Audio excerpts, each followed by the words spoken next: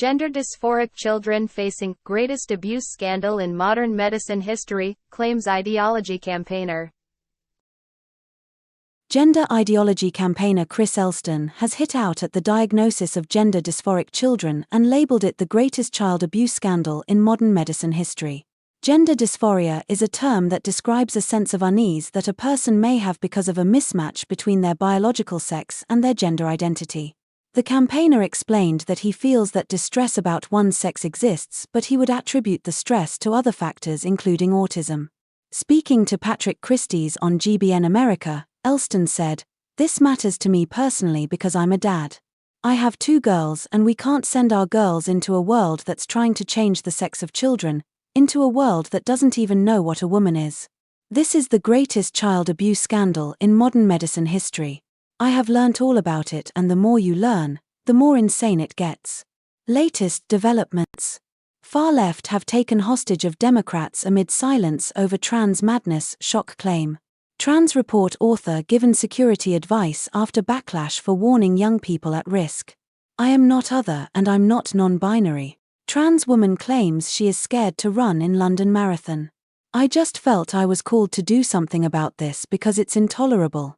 We cannot tolerate this a moment longer and we have to put a stop to it. Hundreds of thousands of kids are coming to harm across the world." Patrick asked him, "In North America, around 300,000 children, mostly girls, have been diagnosed with gender dysphoria. Do you think gender dysphoria actually exists?" He responded, "So distress about one's sex exists, but honestly in almost all of these cases, it's not real gender dysphoria if that's even a thing. This used to be called gender identity disorder. I would even say that's not a thing either because we don't have gender identities. We have personalities.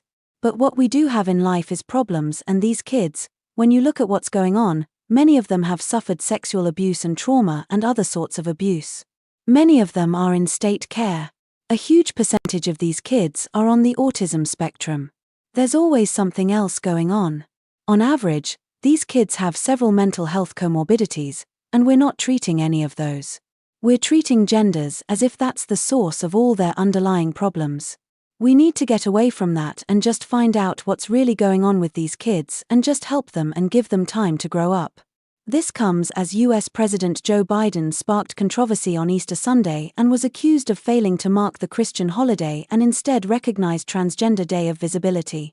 The president said transgender people deserve and are entitled to the same rights and freedoms as every other American.